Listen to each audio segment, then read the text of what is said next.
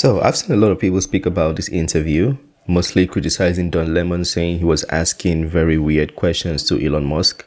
And I even heard speculations that Elon Musk has chosen not to do business with Don Lemon anymore because the interview was weird and Elon Musk doesn't want to be involved with this. I haven't seen the full interview, and I don't think a lot of people speaking about it have seen the interview. So I thought today we're going to bring the interview, react to it, and share our thoughts accordingly.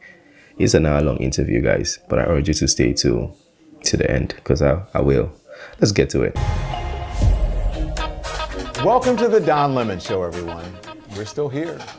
In a minute, I'm going to bring you my conversation with Elon Musk, the one that everyone is talking about. But first, let me tell you a bit about the show. Contrary to what you might have heard, we weren't canceled by X. Yes, after months of begging me, wooing me to offer some exclusive content on his platform, Elon Musk decided to... He said begging and wooing. I thought woo is used when you're trying to get a woman. Scrap the deal. But our plan is, and always has been, to release this show everywhere. On YouTube, on Spotify, on iHeartRadio. Just about any place you stream content. Now for my conversation with Elon. As with all my interviews, no restrictions, no ground rules, nothing off limits or out of bounds. That is until the interview ended. So what went wrong? I don't know. But my hope is that you learned something about both Elon and me. Two people who come from completely different vantage points on almost every single issue. And I challenge you, Elon, to watch the whole interview and tell the world why this isn't what you claim you want on X. Thank you for Okay, now we begin. Let's see the interview. I'm very excited to see it. inviting us here. You're welcome. Your Tesla headquarters. I'm surprised at how big it is. I've never seen it. Yeah, it's about 3 times the size of the Pentagon. Yeah. And we built it in 16 months. It's the fastest construction project in the United States since World War II. So I'm here, as you know, I'm on the platform because you say you're a free speech absolutist, right? And there are no conditions. Yeah. Free speech is as much as possible within the bounds of the law. Yeah. So the reason I'm saying that is because there are no conditions on this interview. You said that, we'll speak to you for an hour. I don't like sound bites, so I welcome that. So let's get into it. So we're here in Austin. South by Southwest is going on. We're at the Tesla headquarters. You are in the process of moving SpaceX here, I understand? No. SpaceX has a massive facility in South Texas where we build and launch Starship. And then we have in Bastrop near Austin, we are about to start production at a Starlink, a large Starlink factory for Starlink terminals. But but we're not shutting down any facilities in California. Listen, we are here as part of a launch of a news interview show that is going to be on X.com. It's coming as the media industry, as you know, is going through a whole lot of changes. And Yeah. X has also been affected by that. Where do you see X.com's role in the future of news and journalism, Elon? Well, I think I see the X as it's already the number one source of news in the world. So it is number one. The number one way that people actually are informed about any kind of news, meaning real-time events, is on the X platform, formerly Twitter. There's nothing even close for real-time news. So That's true. we also want to expand upon that, and we have done so with long-form content. So instead of just doing what used to be called tweets, you can now do long-form posts. You can post an entire essay. In fact, you can now post an entire book to the platform. You can do long-form video content, so you can do up to 4-hour video segments. We really want news in whatever form it is. But you have to pay though. I don't think you can post long form content unless you pay to get the upgraded version. Right? Yeah, because I tried to post it yesterday and I had to pay. Our information, I didn't pay should though, say, in but I was whatever asked form to. it is to be available on our platform, whether it's short, long, text, pictures, video, whatever the case may be. Yeah, and some of the stuff that we do, long-form video, interview shows, what have you. Yeah. You reached out over the summer and you said, it would be great to have Maddo, Don Lemon, others on the left put on this platform. You receive full support. The digital town square is for all. What do you mean by that? Well, I just mean that we want to make sure that there are a wide variety of viewpoints, that it's we always have, for example, Tucker Carlson, who most people will view as being on the right, And yeah, that's quite a prominent name on the right. We want to have prominent names on the left as well to provide different points of view, as well as centrists. Just basically a wide range of viewpoints on the platform, so users can hear different opinions.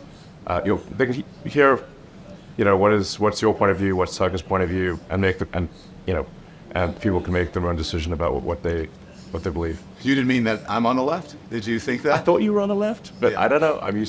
Well, let's just say I don't know what the left is or the right is, frankly, these days, because things can be quite polarized. But my impression was It seems opposed to the things Tucker Carlson talks about. that you're more likely to be described as on the left than the right.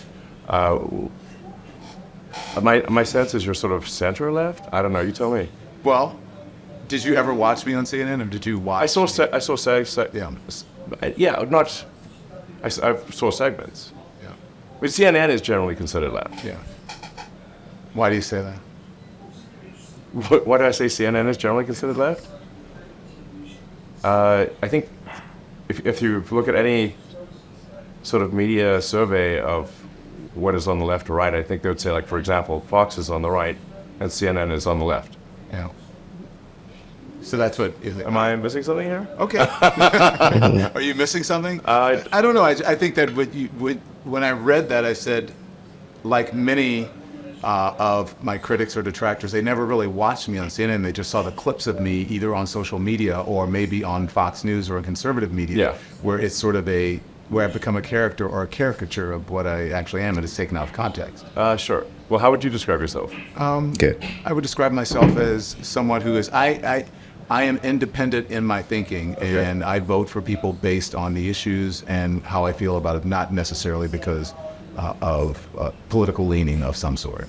Well, I agree with that approach. I think that's generally how people should take things, which is, I mean, there are a whole sort of set of issues which are sort of somewhat arbitrarily bucketed into right or left. But I think most citizens would think that they would agree with some things on the left, but not everything, or they agree on some things on the right, but not everything. That's what I think most people feel, I guess. How much longer, and maybe the answer is forever, how much longer are we going to have to call it the formerly known as Twitter? I mean, even Prince went back to Prince instead of, is it always going to be X? It's definitely always going to be X. So X is going through some changes. I said a lot of media companies are going through some changes. You're in charge of an incredible platform, Elon. How do you feel that's going? I think it's going pretty well so far. We're seeing record usage. We've added a tremendous amount of functionality. I mentioned it used to be that you could only do short, text and maybe a picture or something like that, short video. But now you can do long form text, long form video. We've added audio video calling, so you can not just do text DMs, you can do audio video calling. We've improved the algorithm, I think, significantly, and made the system faster and better, and that's reflected in the increased usage. So let's talk about that, because you said you wanted all points of view, right? It's a digital town square for all. Yeah. It's the platform has kind of picked up where some conservative media has left off. That moving to the right, increasingly becoming part of a conservative dialogue, and sometimes even conspiracy theories, right? There was an article recently written about you saying that you, Donald Trump, and X were the most important people or places or whatever icons when it comes to the MAGA movement. Do you agree with that? How do you feel about that? Well, I mean, there are nonsense articles written all the time, and I certainly wouldn't agree with that one. I put it in the nonsense category. So the objective fact of the matter, in my opinion, was that old Twitter was fundamentally a tool of the far left. And that was really, I think, a lot of it was due to being located in San Francisco, Berkeley. But there's a fine line now, so you don't take it from a tool of being the far left to a tool of the far right now. So how are you trying to keep that balance? I think the interview is going pretty well up to now. I don't know where it went wrong. When it comes to the MAGA movement. Do you agree with that? How do you feel about that? Well, I mean, there are nonsense articles written all the time, and I certainly wouldn't agree with that one. I put it in the nonsense category. So the objective fact of the matter, in my opinion, was that old Twitter was fundamentally a tool of the far left. And that was really, I think, a lot of it was due to being located in San Francisco, Berkeley. And so it wanted to essentially project the SF Berkeley political dogma worldwide. You think it was far left? Yes, He I do. was. I used to get, I actually got off the platform because I would get so much hate tweets when it was called in, so much hate tweets and just guff from right-wing conspiracy theorists being called everything from, fag to... Sure. It's nigger the to internet, everything. That people will do. I've been called every name times 1,000. Yeah. Do you agree that it's right now and that even No. it's moved into sort of MAGA No, land of I conspiracy don't. theory? I certainly don't think it's right. The old school Twitter suspended and suppressed accounts that you'd call on the right 10 times more than they did accounts on the left. And even when they did suspend an account on the left, it was because of arguments between two people on the left. The political donations of old Twitter were 99% Democrat. Does that sound left-wing or right-wing to you? Left. Twitter donations?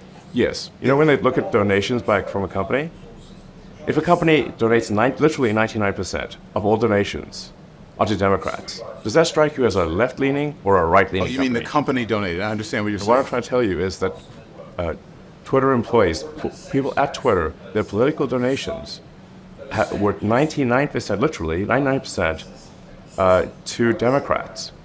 That's obviously an extremely left-leaning group. My question leading into this is about MAGA. And speaking of MAGA, you recently met with Donald Trump in Florida. What did you guys talk about? I was at a dinner. I was not done. I was at a breakfast at a friend's place, and Donald Trump came by. That's it. So you didn't go there to meet him? No, I went to a friend of mine's house and said Donald Trump's coming by for breakfast. Is that just so you know? Like, okay, fine. What did you discuss? Let's just say he did most of the talking. He's Donald Trump. He doesn't know that. The normal things he says. There was nothing particularly groundbreaking or new, but he, President Trump likes to talk, and so he talked. I don't recall him saying anything that he hasn't said publicly, and that was it. It was just a breakfast. Did he ask you for money? You didn't. Did he ask you for a donation? No, He didn't. No. You said you're not going to donate to any candidate. that's correct. Why not? I think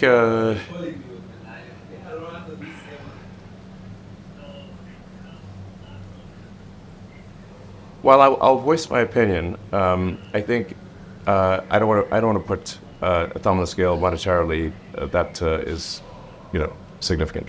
Are you going to loan him money to help pay his bills? No, Not at all. Pay his legal bills.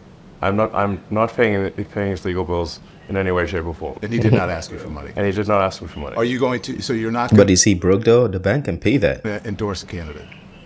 I may, in the final stretch, endorse the candidate, but I don't know yet. I want to make a considered decision before the election, and if I do decide to endorse a candidate, then I will explain exactly why. Are you leaning towards anyone? No. You're not leaning towards anyone. Because you've been, Let me say I'm leaning away from Biden. you're leaning, I've made no secret of that. Oh, he's leaning away from Biden, but not leaning towards anyone. Well, who else? Is it RFK Jr.? Who else? are you concerned about losing your security clearance if Biden is reelected? Does that have anything to do with it? No. You are leaning away from Biden, but you're not going to endorse anyone. It seems like an endorsement of President Trump because there are only two people who are running now. Nikki Haley is out. I mean, a lot could Biden's happen opponent is- between. How about the independent guys? Why don't they always put them in the conversation? Or those guys don't belong? Now in the election. So we'll see who, in the final analysis, are the choices for president. And at that point, I may or may not endorse one of the candidates. If I do, I will provide a very detailed explanation of why I am endorsing one or the other. At that point, might you contribute or donate? I think it's unlikely. So you've been posting up a storm as you always do in the past couple weeks, about the redesign of the Tesla Roadster coming When is this thing gonna come? at the end of this year. Are there any kind of updates that you can talk about that to expect from your flagship EV? I mean, Tesla stock is down the last 6 months. What's next for the company? You know, the stocks go up and down, but what really matters is, are we making and delivering Products. great products? The Tesla products are outstanding. Last year, the Tesla Model Y was the best-selling car of any kind in the world. So it was about 1.2 million units. It was the best-selling car despite being, I think, around 50% more expensive than the next best-selling vehicle of any kind, not just electric. So I think that's a testament to the incredible work of the Tesla team. Yeah. And we launched the Cybertruck. Obviously, that's being very well received. We have, I think, over 1 million orders for the Cybertruck. Wow. So it's a really special product. I think the Cybertruck is one of those products that comes along really once in several years, maybe once a decade. A Cybertruck is a once a decade product. It is so special, and I think it's our best product. But everyone improves over time. I mean, Apple, I thought my phone was here, but Apple, the phone got better over time. I'm sure your cars will get better over time. You have been tweeting about the updates in the Roadsters. There's something that we should expect? Sure. You did mention the Roadster. So, look, I don't want to give away Too much. much more than what I've said publicly, except that But the thing is, I have a problem with how people were criticizing Don Lemon on the internet. It seems like he wasn't trying to do anything else except try to overly press or push on Elon Musk, and he was doing the interview went completely wrong. But we're 40 minutes in, and I don't think he's done anything wrong. I'm enjoying the interview, as a matter of fact, and I'm going to sit through the whole 1 hour to see what he did wrong. So will be a collaboration between SpaceX and Tesla. So, you can expect some rockety stuff there. A flying car? Maybe. Fingers crossed. It's not out of the question. Go on. No, I gotta reserve the cool stuff for the when we actually unveil it. But it's gonna be really cool. It's gonna have some rocket technology in it. How much will it be though? Still 250 grand? I think the only way to do something that's cooler than the Cybertruck is to combine the SpaceX and Tesla technology to create something that's not even really a car. Then what would it be? Something that's never existed before. I'm getting Jetsons vibes. Totally Jetsons vibes. The audience may not be aware, like, some things that I have said publicly is that it'll do 0 to 60 in under 1 second.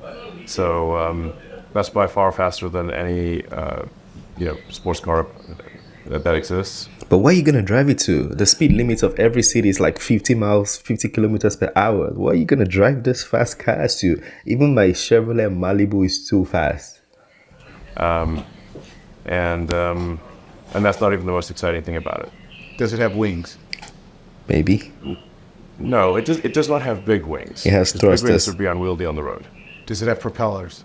It does not have propellers. Okay. It has wheels. It does have wheels. Roads for 20 questions. Does it have a steering wheel? Yes. No, a yoke. Not exactly. What is it? It'll have a drive-by-wire yoke, essentially, like The Cybertruck. kind of like the way aircraft or modern jets are controlled. And do you think it's the way of the future that everyone will follow your lead on this? I don't think anyone will ever make anything like the Roadster that we're going to make. Let's talk now about SpaceX, Tesla. You got a lot of lawsuits. You've got X.com. You got a lot going on. How do you relax?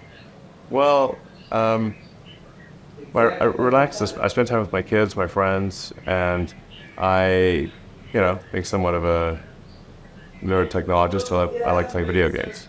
So I'll play video games with friends online. Which one?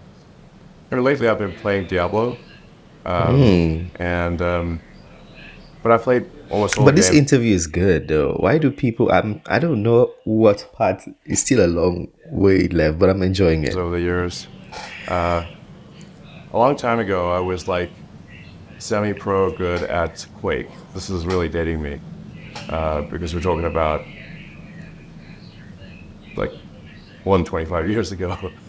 I don't know video games. I just know that my great nephew loves Fortnite and some other stuff. He's always Yeah. with the headphones and doing the thing. So that helps you relax, right? So you, Yeah.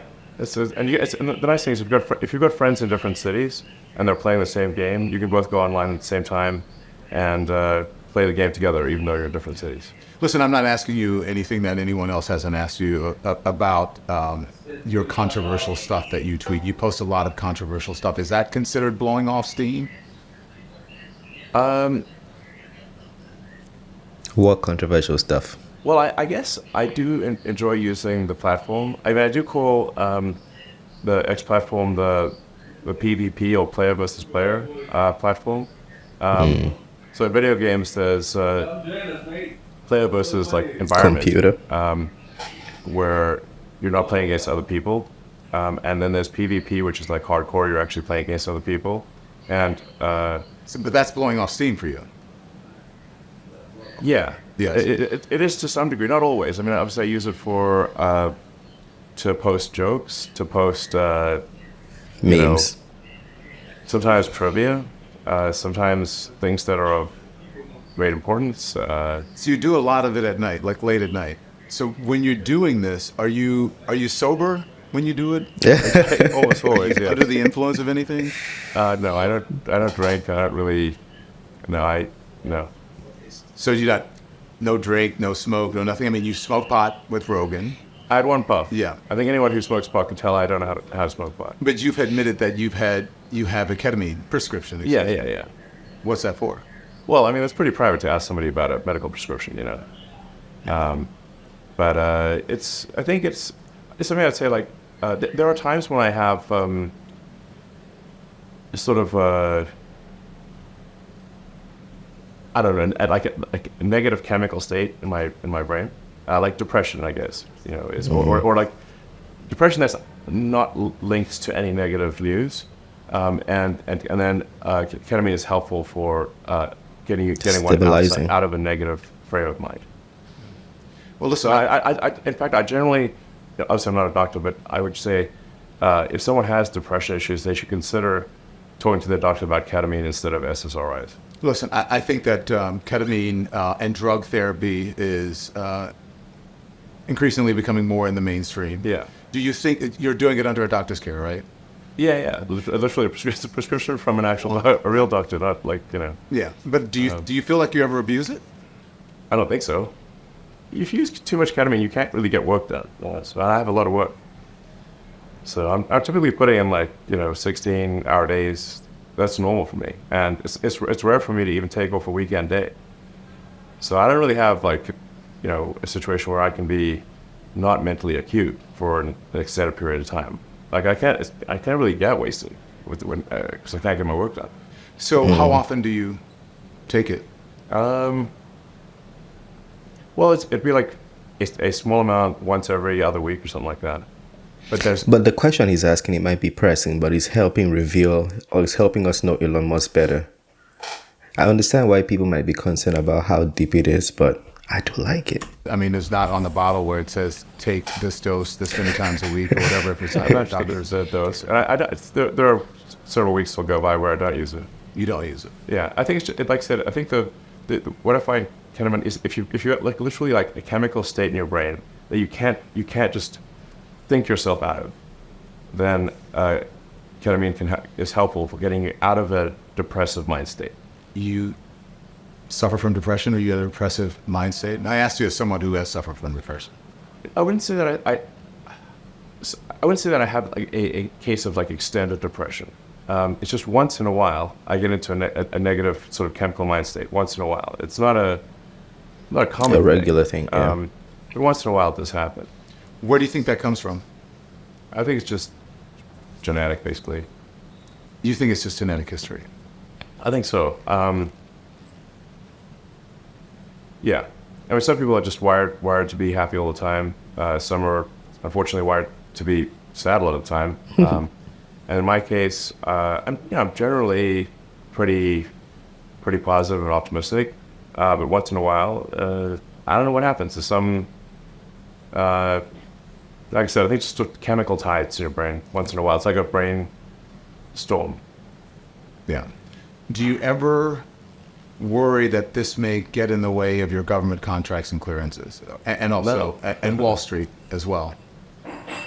Well, from a standpoint of Wall Street, what matters is execution.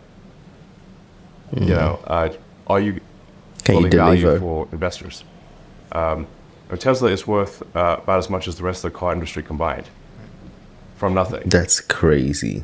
So that's pretty. That's why there's still arguments and debates about the valuation of Tesla. People are saying the number is blown up and at some point the bubble is going to burst. But I've been hearing that since 2021. The bubble hasn't burst yet. Good. As I mentioned, we had the best-selling car on Earth last year. So from an investor standpoint, if there is something I'm taking, I should keep taking it. Have you talk about your ketamine use and depression? Have you also have said, and The reason I should say, the reason I mentioned the ketamine prescription on the X platform was because I thought maybe this is something that could help other people.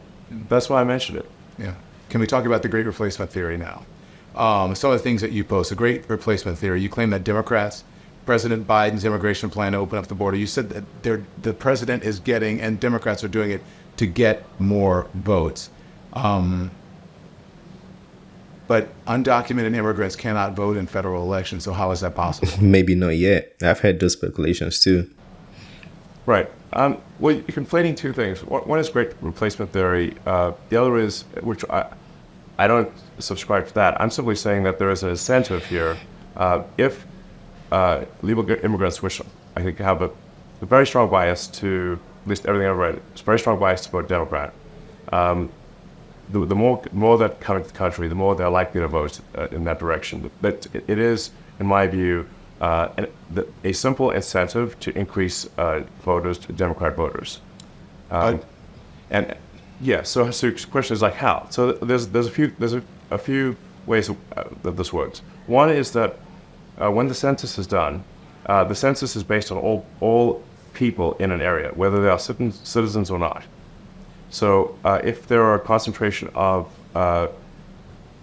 people who came here illegally in a particular state or in a particular state, that state will actually then get an increased number of House seats. So the House seat apportionment is proportionate to the number of people, not the number of citizens. So the illegals overwhelmingly go to places like California and New York, and if you just look at the math, if you look at the apportionment with and without illegals, I believe California would lose. I believe the blue state, there would be a net loss of blue states of approximately 20 seats in the House. This also applies to the Electoral College. So you say, like, well, this also applies to electing the president, because the electoral votes are also done by apportionment the same way that House seats are done. But the reason, Elon, the Electoral College is in place is to balance that, is so that doesn't happen. So what you're saying about it is the exact opposite of the reason why the Electoral College is there. The Electoral College at this point, in our history, gives people who are in smaller states and red states much more of an influence over our elections than people who are in blue states, and the majority of the people in this country. That's what the Electoral College does. It actually does the exact opposite of what you're saying. It protects people who are in smaller states and protects people who are in red states. Well, The red states, because they tend to be smaller and less populous. I think that statement is what you said is true, but what I said is also true, which is that if as is the case, a disproportionate number of legal immigrants go to blue states, they amplify the effect of a blue state vote. And the math, as I understand it, you can research this obviously very easily on there. It's pretty. But my understanding is that there would be that the Democrats would lose approximately 20 seats in the House if illegals were not counted in the census, and that's also 20 less electoral votes for president. So the illegals absolutely do affect the who controls the House and who controls the presidency. It does not affect the Senate. Yeah. In blue states, you're talking about, I Yes. don't believe that your information on that is right. So listen, let's The look on Elon's face is like, where is not right? I know the look. It's like, what are you talking about? Okay, tell me. Like, he has a lot of questions in his mind, but he's choosing to keep quiet. And the math, as I understand it, But I think Elon is right. I think this concept does make sense. And Don Lemon is also right. But I never thought of this. But yeah, I think he's right. you can research this obviously very easily on there. It's pretty straightforward to research this.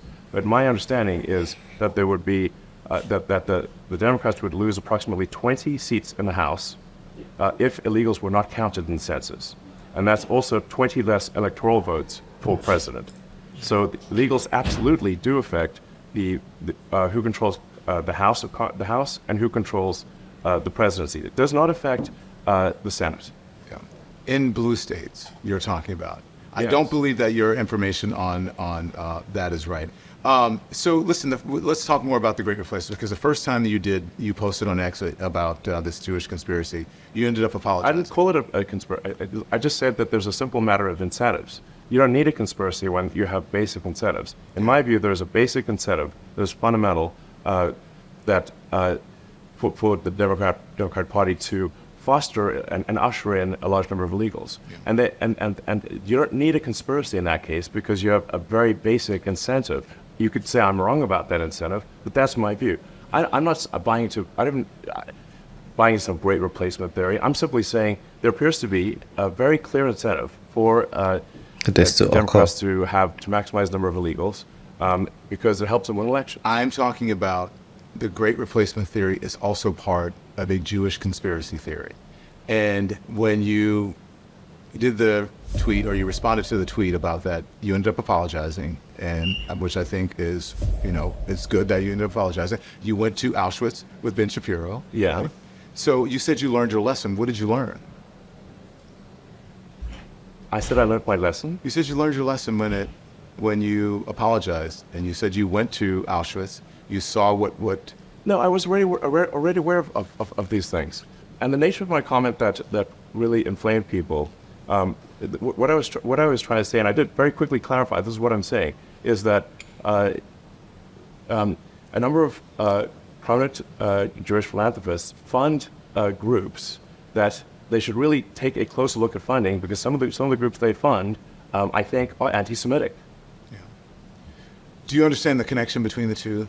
There's a connection between, you said Democrats, the Great Replacement theory, but when it comes to the actual Great Replacement theory, originally it was started about Jewish people, as you said, flooding in the country, and then now people are using it for Democrats, saying the same thing about Democrats, flooding. In my view, it's a simple matter of incentives. Yeah. I actually don't see an incentive for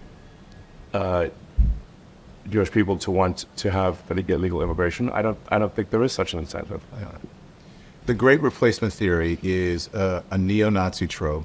It's in the neo-Nazi manifesto. It's in the Turner Diaries. It's referenced by the Buffalo mass shooter in his manifesto, where 10 people, black people, were murdered in Buffalo.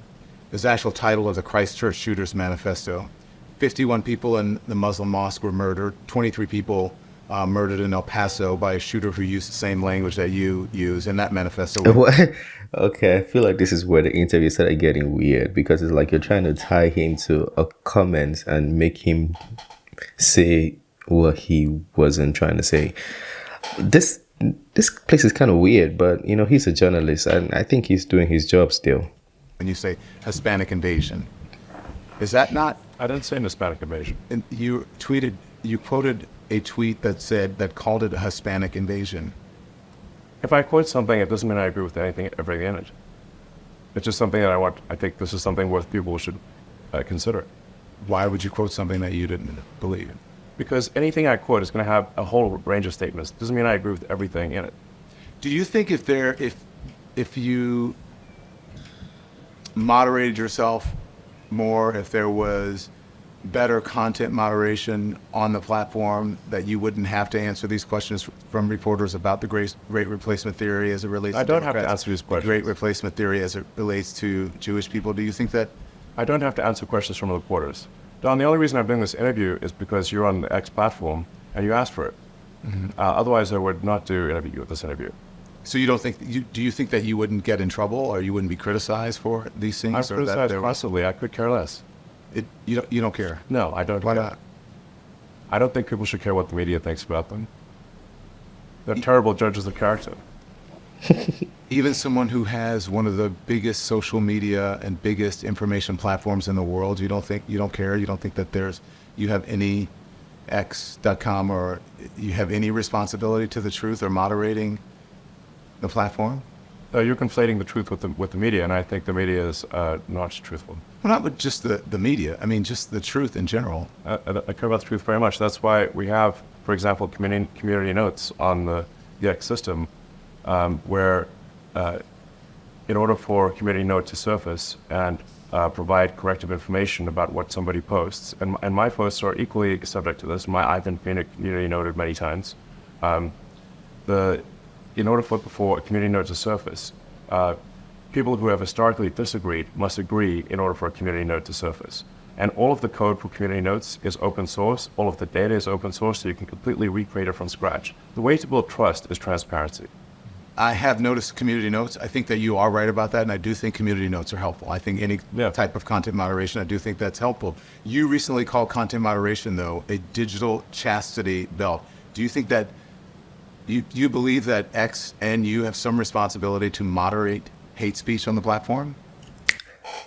This is always my problem. The same problem I've been talking about in Canada too. When you say moderate hate speech, what is hate speech? In a community or a society or a world where people have different moral skills, how do you ascertain and determine what hate speech is? If I say, I don't like your shirt, is that hate speech? Or if I say, I'm going to kill you, is that hate speech? Like, what is the spectrum? To what extent can you moderate it? I don't know if you get me. Like, how can you determine hate speech and the punishment to align or incline with a certain spectrum of the hate it's causing? This question, it always comes out from the liberal corner. I'm not liberal, I'm not conservative, like you guys know, but it comes out mostly from the liberal corner, and I don't think it's the right question. In order for a community note to surface, people who have historically disagreed must agree in order for a community note to surface. And all of the code for community notes is open source. All of the data is open source, so you can completely recreate it from scratch. The way to build trust is transparency. Mm-hmm. I have noticed community notes. I think that you are right about that, and I do think community notes are helpful. I think any type of content moderation, I do think that's helpful. You recently called content moderation, though, a digital chastity belt. Do you think that you believe that X and you have some responsibility to moderate hate speech on the platform? I think we have a responsibility to adhere to the law, and we have a responsibility to be transparent about when things are shown, why they're shown. So that's why we open source our algorithm. I think once you start going beyond the law, now you're putting your thumb on the scale. And we don't want to put our thumb on the scale. It doesn't concern you that hate speech has gone. Research shows that it's gone up on the platform since you took over. That's not concerning to you? I believe that is false. In fact, the research that I've seen says it went down. The study from the Institute of Strategic Dialogue found that anti-Semitic tweets doubled from June 22 to February 2023. One study reported that as many as 86% of the posts reported for hateful content remained up after being reported. Hate speech on the platform is up. So what they will typically do is they will count the number of posts, but not count the number of views. So what matters is, was that post given high visibility, or what did like one person see it? And if you look at the number of views of how many times was hate content viewed on our platform, it is down substantially. Yeah. Well, that's not what the study shows. And you said you like transparency. I'm going to show you this. Don, you can get a study that will tell you whatever you want. But these are just a handful of extremely, you look at those anti-Semitic and racist tropes and tweets. And as of this morning, they're still on X. And from your own content policy, these posts should have been deleted. So why haven't they been deleted? Why are they still there? We delete things if they are illegal. But these have been up there for a while. Are they illegal? They're not illegal, but they're hateful, and they can lead to violence. As I just read to you, the shooters, in all of these mass shootings, attributed social media to radicalizing. So Don, you love censorship, is what you're saying? No, I don't love censorship. Then why are you asking? I believe in moderation, but I don't believe in Censorship moderation is a propaganda word. I think at this point I do understand both of them. Don is advocating for moderation, but Elon Musk is. If you're in Elon Musk's shoes, what is the S? Elon Musk's shoes. Well, my point is, how do you determine a way to moderate all of this? So that's why he's basing it on the law and saying if it's illegal or if it's not illegal, because you can't moderate it. To what? It's a fine line between moderating hate speech and completely stopping free speech. It's a very fine line. So for censorship. But don't you think free speech is one thing, right? Or not, Look, if something's illegal, we're going to take it down. If it's not illegal, then we're putting our thumb on the scale and we're being censors. You're putting your thumb on the scale for moderating hate speech. I mean, you don't put out child pornography. That's not. It's illegal. Some people would say that's considered censorship. I'm just saying you. No, but it's illegal straight up. I literally said, if something is legal, okay, we will obviously remove it. Okay. But if it is not legal, the laws in this country are put forward by the citizens. We're a democracy. If those laws are put in place by the people, we adhere to those laws. Okay, I we agree. adhere to the laws of others. If you go beyond the law, you're actually going beyond the will of the people. Okay, agreed with the law. But if you are doing something that promotes hate and violence and ultimately leads to killing, you don't feel you have any responsibility not to do that? When the people who are doing it admittedly are saying there's articles all the time that lead to violence and killing. Don't they? Shouldn't they? Like you're applying a differential standard to. But that would never be in mainstream media. These types of images, that type of language, those things would never be. We'd never, when I was in mainstream media, we'd never promote things that would be anti-Semitic. We would never. But the diversity you guys promote is almost has the same effects, because the diversity has now taught a lot of young people to dislike the other people because they have differences. It's almost the same thing. Like, I mean, that's my view on a lot of the diversity being preached on America's mainstream media. Most things that would either. Did you not see those? You said promote. If content is on the platform, that doesn't mean we promote it. But that wouldn't be on a platform for mainstream media at all. No, but you can think of that's because the mainstream media has like 20 articles a day. We have 500 million posts today. Okay, 500 understood. million. Does it bother you? How do you feel about that when you see it? I obviously disagree with that. I think it's not good at all. It's terrible. But you don't want to get rid of it on the platform, or at least moderate it. Yeah, I don't like this question. So it's getting weird. I think we can stop it right here. I'm not going further. But I think it was a good interview up till this point. Because the thing is, how do you moderate? Like, what do you want him to do now? Stop all the free speech? And what kind of speech should be on the channel or on the platform? Like, there is a whole board of intelligent people can come sit down but not figure out how to work this. So the best way to do it is put it around the law. If anything comes out as a result of this, at least they don't get sued, but then the law deals with it. Because the people made the law for a reason. They made it to reflect their values. And if that is not unlawful, it means the people, the values, accept it. That's the truth, because the law of a nation is reflective of the values of the people. But yeah, let me know what you think about that one. I was going to see through it. I'm going to bring it back. I think I'm going to bring it back. Actually, let me tell you why I'm going to end this one right now. I feel like my devices are going to go full and my battery is going to go off. So I'm going to come back for a part 2 and we'll finish it. I said I was going to run it through to the end, so I'm going to do that. I respect the content. I still think it's a pretty good interview though. The push is a kind of is it investigative journalism they call it? It does seem like that. I don't know if that was the goal here for Don Lemon, but it's some kind of journalism, so I'm not mad at it. I'm not really mad at the questions he's asking. Anyways, let me know what you think for the part 1. We'll call this part 1. Let me know what you think. If there's anything you want to add, share, correct, feel free to do so. Smash the like button, subscribe, and I'll see you on the next one. Peace.